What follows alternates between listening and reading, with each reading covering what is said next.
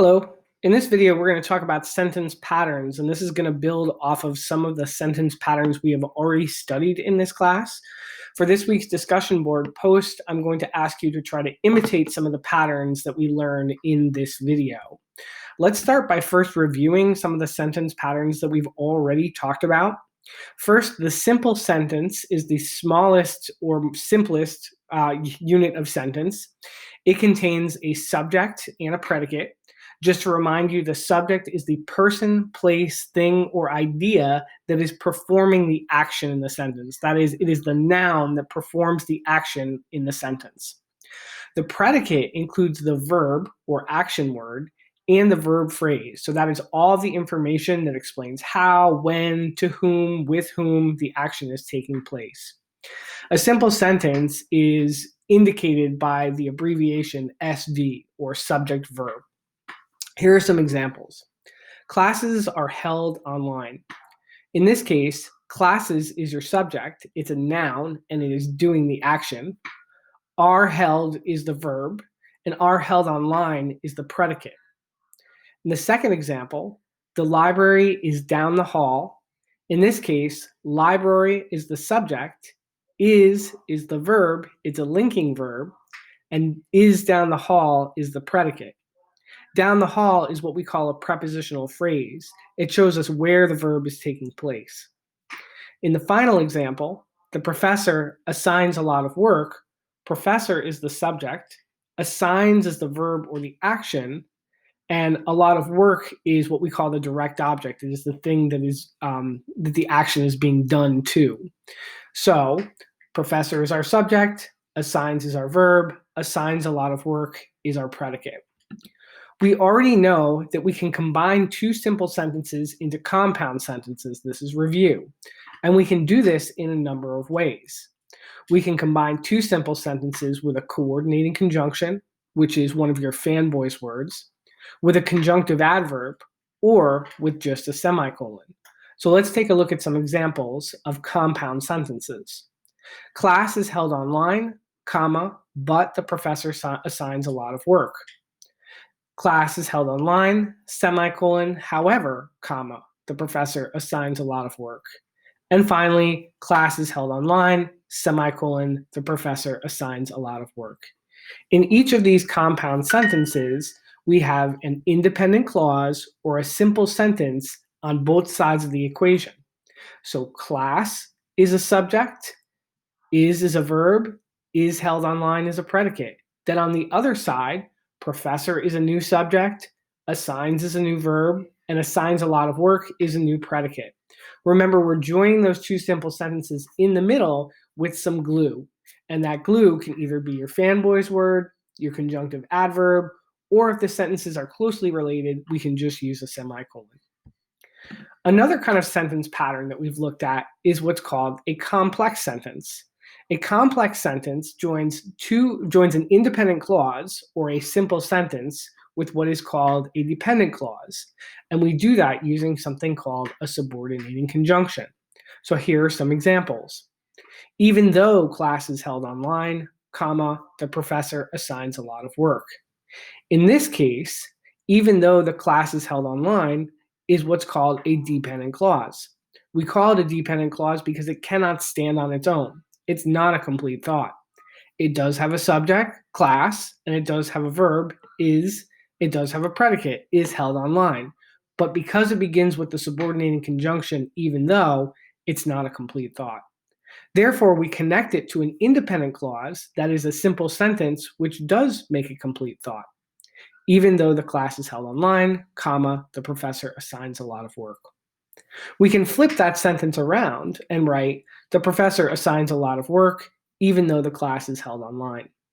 Remember that when we're writing complex sentences, we need to put a comma in between the dependent clause and the independent clause only if the dependent clause comes first.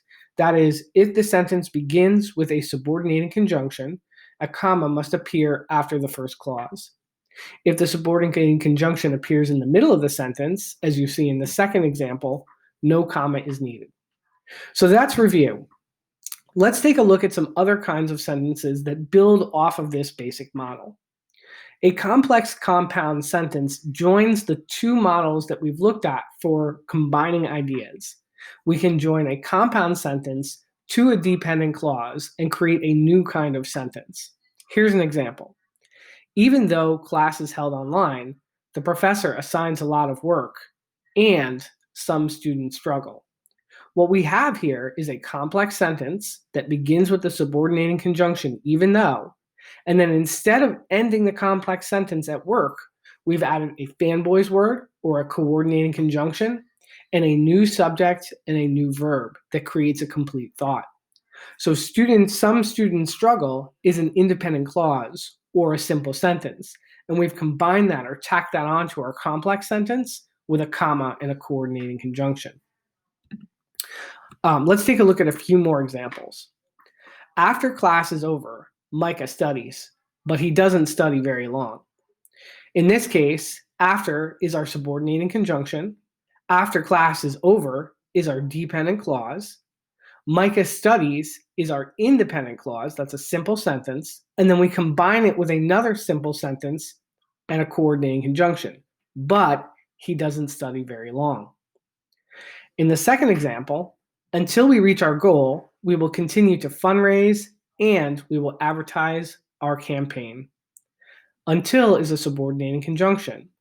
So we reach our goal, right? So we is our subject, reach is our verb, and reach our goal is our predicate. However, because it begins with the word until, the subordinating conjunction, that's not a complete thought. So we tack it on to an independent clause. We will continue to fundraise, which is a simple sentence.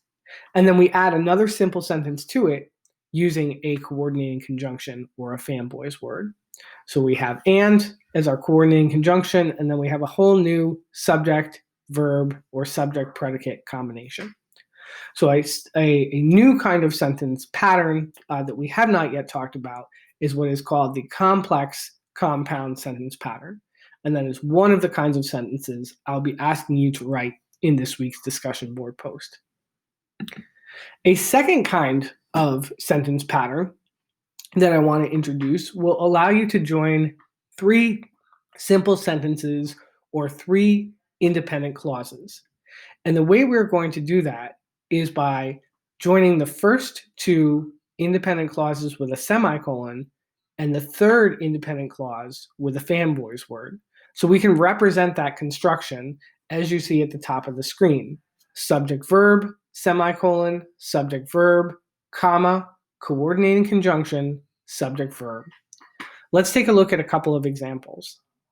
The night was dark, the night was long, but it was fun. Notice we have three simple sentences here. In the first construction, night is your subject, was is your verb, and was dark is your predicate. In your second sentence, night is your subject, was is your verb, and was long is your predicate. In your third simple sentence, it is your subject, was is your verb, and was fun is your predicate. Notice that we've combined the first two simple sentences with a semicolon and the second set with a coordinating conjunction. Let's take a look at a few more examples. Progress takes commitment, change takes time, yet it is worth it. And the final example, the men shine their cars, the women shine their smiles, and the children look on in wonder. In both of these examples, the first two independent clauses are joined by a semicolon, and the final independent clause is added on or glued on with a coordinating conjunction or a fanboys word. So two new sentence patterns that we've talked about in this video are complex compound sentences and the subject-verb, coordinating conjunction, subject-verb construction, which can help you join three simple sentences or three independent clauses. I'd like you to try these sentences in this week's discussion board. Practicing sentence patterns in this way will help you organically create more variety in your writing.